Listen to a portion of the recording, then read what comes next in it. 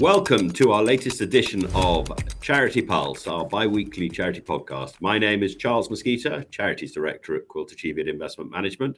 I'm delighted to be joined by my regular musketeers, Catherine Rostomji, leading charity Legal Beagle at Shakespeare Martineau, and James Saunders, charity partner at leading accountancy and audit practice Moore Kingston Smith. Together, we explore the latest pressing issues affecting the not-for-profit sector and voluntary organisations. Don't forget, you can catch us on Spotify, Apple Podcast, YouTube, and on our various websites. We'd love to have some feedback, so please send us comments and questions. Now, it's been another very busy few weeks since we last met. And Catherine, I'm going to come to you first because I happen to be at a charities conference in Leeds on Tuesday, and not you, but another lawyer, pointed out that Companies House is changing from being a register to a regulator. And I have to say, I was a bit bemused about what that would mean for charities.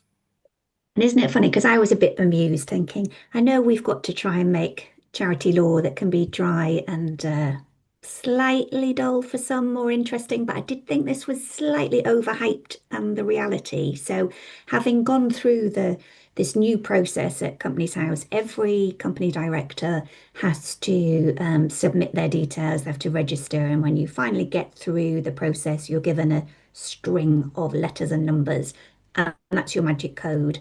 And that confirms who you are for every company that you are a director of. So it applies, yes, for charitable companies, but it also applies for other non-charitable companies. So there is that update generally at Companies House. I think in some respects, I think it's been overhyped. I think it was slightly frustrating because obviously you get lots and lots of reminders from Companies House. This is happening, you must do it. So everybody logs on and tries to do it and the system crashes and says, come back later, can't cope. But eventually you get through it. But I would say it's just more, I think it's what we're expecting really. It's more joined up, verifying your ID, being clear about the way people have registered their names. I think the Charity Commission did this some time ago, whether I would be C. Rustomji, CEM Rustomji, Catherine Rustomji, it couldn't tell that that's the same person unless you're updating it. So I just saw it as a housekeeping, tidying up, nothing to be afraid of. And it wasn't that bad once the system worked. Yeah, I have to say, having a triple-barreled name as I do, I will need to make sure that I use my full name on this. Fun enough, I've had for one of the charities I'm, in fact, chair of trustees. We've been sent an email by our finance director saying, please go on. It's going to take you 30 minutes to complete. I think you've got to upload your passport onto the system. Very clever. Tells you to hover your phone over it, just says move, and it directs you. So clever. Yeah. So did you do it on your phone?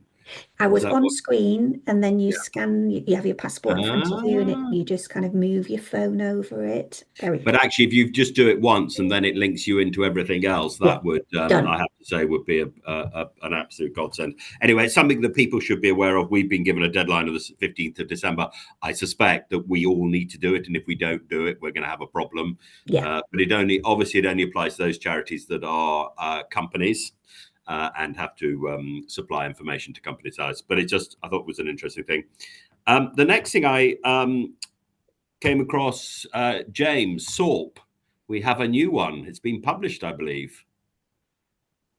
We do. It has been published. It has been a short process from start to finish, really, in terms of when the consultation started to now. So I know there's been some consternation about what was suggested in the consultation hasn't really been taken on board, and there's not much been updated, from the original consultation proposals.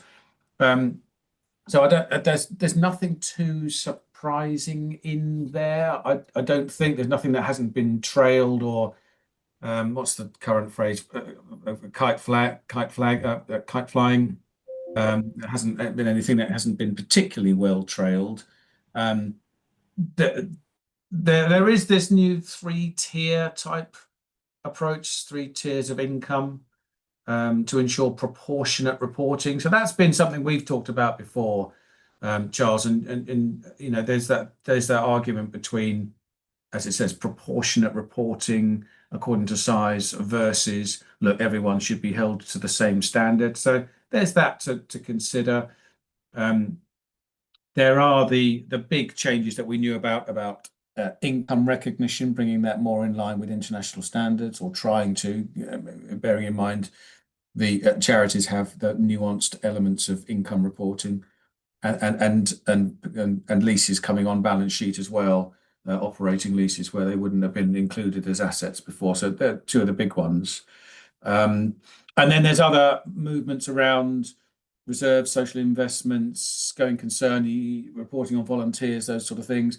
I mean, we're not going to cover everything in a couple of minutes here, and I would suggest to you that there will be any number of webinars, seminars, updates coming out over the course of the next few weeks and months.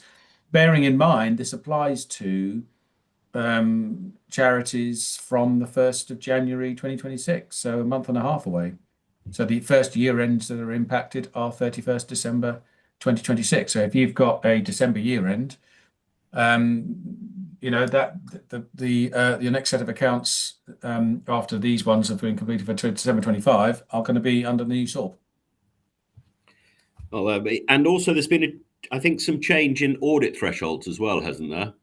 There has, yes. So they came through as well at this. It's all of this came through on the same weekend. It's amazing how they managed to, coordinate everything. The charity SORP, the change in thresholds, the update to the governance code, the release of the fund, all in the same weekend. Amazing, big news weekend. But yes, the thresholds for producing accrual accounts in the first place was at 250,000. It's going up to 500,000, and that matches the lowest SORP tier level. So there is some coordination there. The audit threshold, probably the biggest one, the audit threshold is going up from £1 million income to 1.5 million income.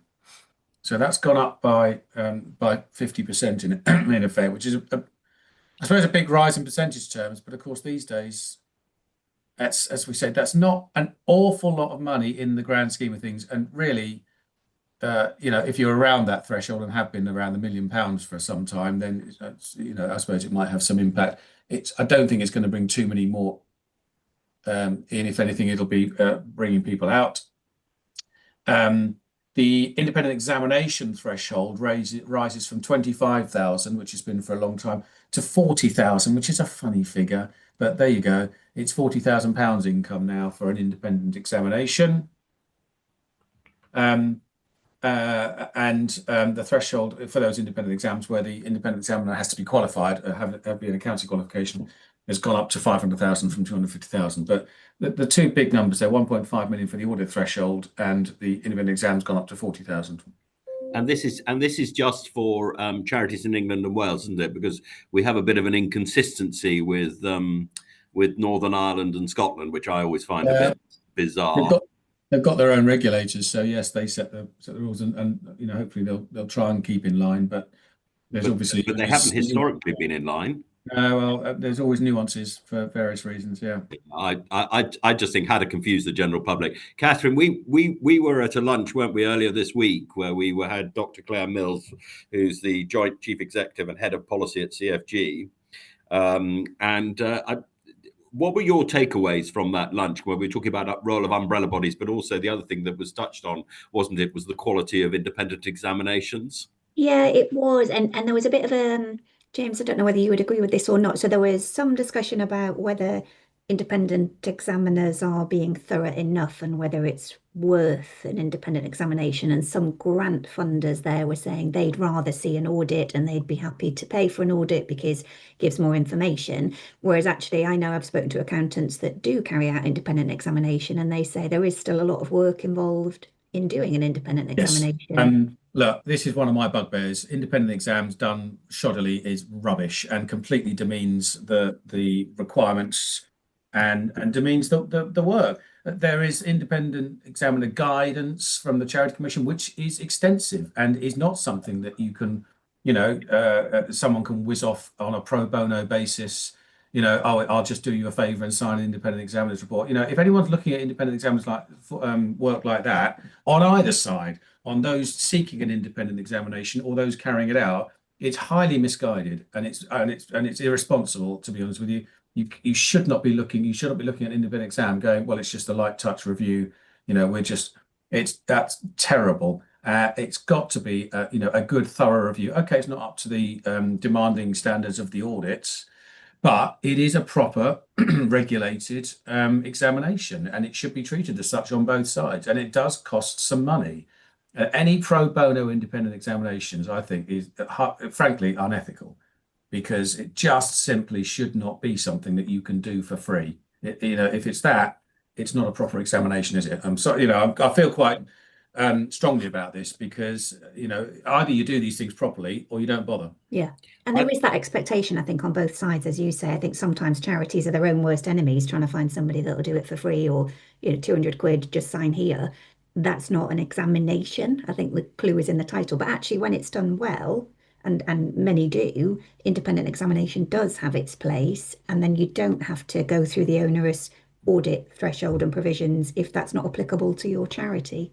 Yeah, I have clients who are frightened of dropping down into the independent examination regime out of audit, because they say, well, I don't, are our funders going to think we've had a proper examination or not? That should not be a discussion to have. It should not be that way. The fact is, it should be seen as what it is, which is still a thorough examination that people can rely on. But I think that's the point, isn't it? I think the problem from a trustee's point of view is that you're very conscious of the costs of doing these exercises. You're conscious of what grant funders are looking for, and it's trying to get some clarity around that. So I think any guidance that the the profession can give around what the differences are between the two and what are the sorts of prices you should pay, and I'm not sure how easy that is to do, would really help. Catherine, that was only part of the conversation. What else did you pick out about the future of umbrella bodies? It was interesting. I mean, I thought people were very polite, actually, because the question was posed, if you were starting from scratch now, what umbrella bodies would you create in the charity sector? And the number of people said, oh, I'd do exactly what we have now. And it was all I could do. We're not in pantomime season yet to shout rubbish. Because I don't think that's true. I don't think we'd all go, oh, I'd do it exactly as it is now. A big fat lie. But actually, I did find it interesting talking about whenever we hear the voice of the sector, who's the voice of the sector? And some of the umbrella bodies deliberately saying they don't want to be the voice of the sector. And I thought, well, you do have a voice. I think that's a responsibility to have a voice for your umbrella body members. But there was a bit of anecdotal discussion. And I spoke to somebody as I was leaving saying, that is the one thing I'm taking away, was a number of people had said NCVO is the voice of the sector. And I was just absolutely not. And I think many of my clients would say they in no way identify with NCVO. They have no involvement with them. They do not see that they are speaking for charities across the country. And I think there was more of a discussion as well about large charities, and that, their challenges obviously can be different from small to medium charities, and whether some aspects of the sector aren't being as catered for as others, and how do you pitch it and those sorts of things. But it was an interesting discussion, but it was also about whether it's trustees, whether it's the executive, chief executive, finance director, finance officer, and then even your niche groups within that. Everybody wants a niche club, but don't particularly want to pay the price of admission. And then you think, well, people are not going to provide it for you then, because, as we've seen with the Small Charities Coalition, they're no longer here. So if it's not viable, it's not going to be there. And I think, again, there's a bit of a two-way expectation there of what you actually get for your membership and whether it's worth it. So my takeaways on the thing, I thought was interesting that when we did have two very strong voices in the sector, Sir Stuart Etherington and Stephen Bubb, that surprised me that people weren't particularly complimentary about that, which I sort of thought was. I think there was also, we had some conversation, didn't we, about what the Charity Commission should be doing, and it was certainly acknowledged that they're a regulator, not meant to be the voice of the sector. But on the funding of the umbrella bodies, I do wonder whether their relationship with professional organisations that specialise in helping charities who also do a lot of education and training, there couldn't be a much more greater collaboration and working in partnership rather than them looking at those various organizations of a source of funding, which is a sort of generally, which is an interesting relationship. Anyway, I suspect that'll be a debate that will continue going on. We've had an update on the governance code. Who wants to? Catherine, are you? We've gone from 7 principles to 8, which is now going to throw me. I'm going to have to update all of my materials. There is a new website that's planned for 2026 that's going to hopefully be more interactive to help charities use it. So still the same premise. It's not a statutory code and it's not a legal requirement to follow it, but it is a tool and it's a useful tool and it's been updated. So yeah, 8 key principles which can lead to 41 high-level outcomes. And if you're desperate to know the 8, it's 1, foundation principle, 2, organizational purpose, 3, leadership, 4, ethics and culture, 5, decision making, 6, managing resources and risks, 7 is EDI, but the E is equity, not equality. So equity, diversity and inclusion. And 8 is board effectiveness. So I think it's useful, and there's no longer the small charities code and the large charities code. There is one code, but you're able to tailor it depending on what's applicable for your charity. So I thought it was all good stuff. But yeah, we wait and see what people make of it. So it's the ethics one that's really is the new entrance, which was left out, wasn't it? The NTVO sort of wrote a sort of an ethics code, didn't they? So that's been now. Yeah, and ethics had always been in there. I suppose I think sometimes it's how they rejig it and which bits are given more priority now. And I think ethics and culture is often something that charities do feel very strongly about and do lead on. So I think it's good to be able to show that you're doing that well. But I think it's more how it all fits together and often how often I think people are doing these reviews. I think sometimes they're possibly overusing the code. And I don't think that gives you the time to bed in the changes to actually settle down and start doing the governing rather than just constantly be assessing it. Yeah, and I mean, I'm pleased that they're now down to 1 code rather than 2. I was quite vocal on that side, but I think they need to be careful not to be changing it too frequently. Otherwise, people are just going to lose the will to live, aren't they? James, have you got any thoughts on the governance? I quite like that they changed the house diagram, haven't they, Catherine? So it's I didn't like the change. I liked the pillars. What was that, a pantheon or whatever I liked that, and that was the first thing I saw. Is that it's gone, and I don't like the house. And it's a bit confusing. One is the bottom, and 2 is the roof, and then they go all over. Anyway, there's a bit more. I didn't like the logic, and we've got a little chimney, and the house I didn't love. I was expecting more about ESG. I have to say, I know it's in there, and there's some extra bits, but I thought given the attention, but perhaps that attention has just faded in the last year or so. So perhaps it's come and gone a little bit. The focus on it. It's in the ethics and the culture side, isn't it? In that section, yeah. But I think we were all quite pleased that it's not revolution, is it? It's evolution. So I think people generally, it's one of the things that seems to go down quite well with the sector, and no one I've spoken to has said anything other than, right, we'll have a good look at it in the next few months, and hopefully we're doing most of what's there, and if we're not, then it'll be a good recommendation if we do need to. I mean, we're seeing from talking to our charity clients that the ESG element is got less emphasis than it did 4 or 5 years ago, and my suspicion that is much more to do with the finances of the sector and the pressure that they're under, of which and people's minds. I think there's been a pivot, hasn't there, from ESG as to this word sustainability, and I think that's probably a little bit easier to cope with. It's a little less, it's a little less onerous, and a little more open to what you do and what you can do, rather than necessarily having to focus on these topics that not everyone likes all the time. So I that's quite a good thing, I think. It's just sustainability in general, and it just gives you that lighter touch look at what you're doing without being quite so demanding. And I think the commission has been, Catherine, haven't they, much more robust in pushing back and saying, hold on a second here, you can't be doing what you think from a personal basis. You need to be focusing on your beneficiaries.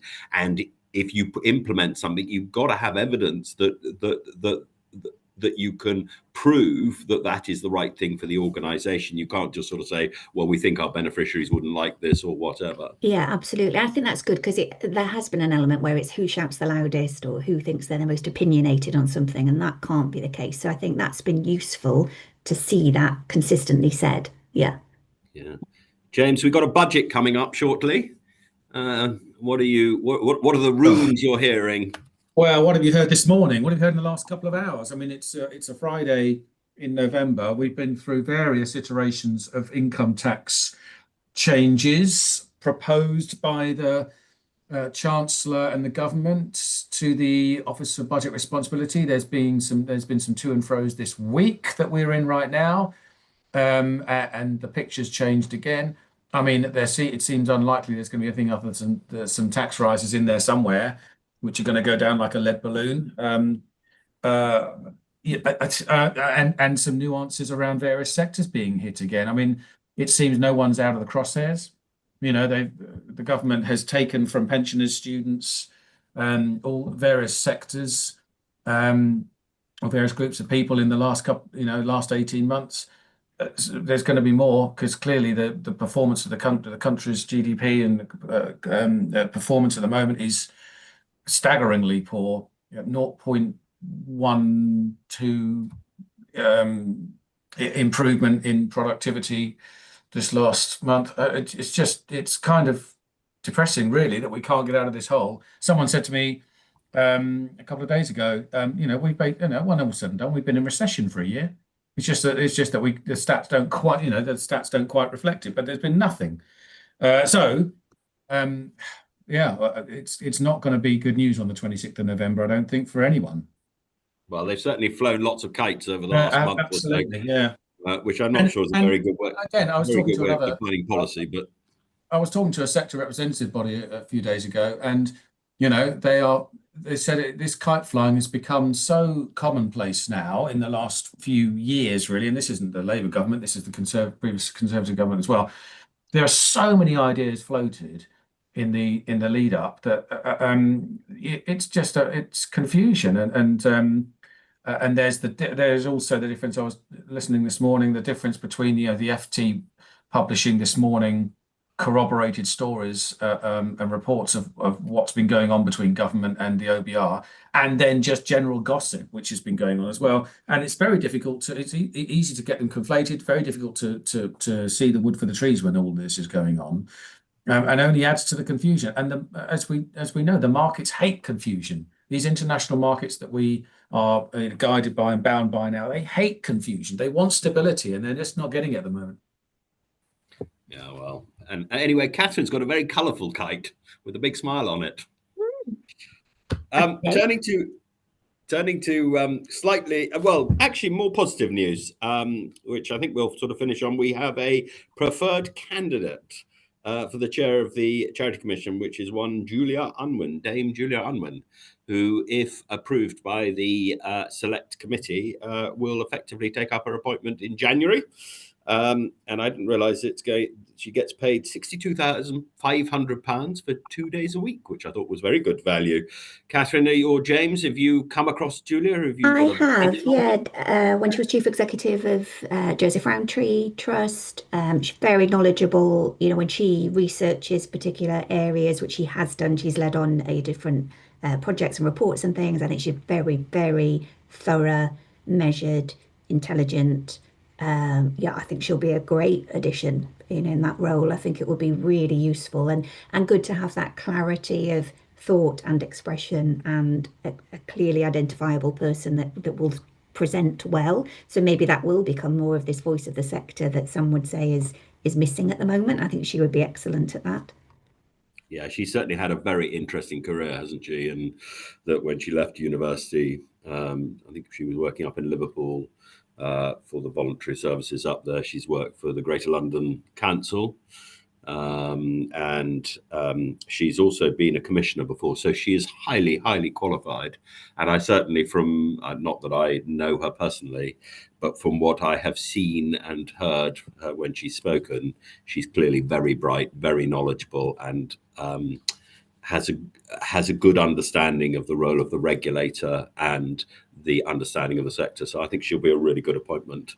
James, have you come across her? Well, let's not forget Orlando Fraser got to this point and then was rejected by the select committee and then finally appointed by the government. So there's a few hurdles to cross, presumably.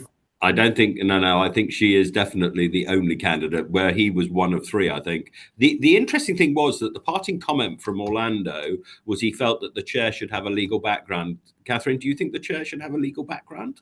No. Maybe I should say yes and didn't wait, like, I don't know, 10, you 15 should. You might years get a and I'll do call, it. the job. Yeah, I know. Maybe it's me. That's what You'd they be highly No, qualified. I don't think. Very suitable. Yeah. I'd be to the right of Genghis Khan. I'd be too much. People are like, oh my God, this is dreadful. Yeah. He should have a legal background. He or she should have a legal background. Charles, why? Just because of the regulator, a lot of course of what it does is all precedented on the law, isn't it? I can see that. I have to say, I think it's like, oh gosh, who was being interviewed this week? Someone, and they said either you have to know the stuff yourself, or you have to be able to appoint people who know the stuff and really are on top of things as your deputy.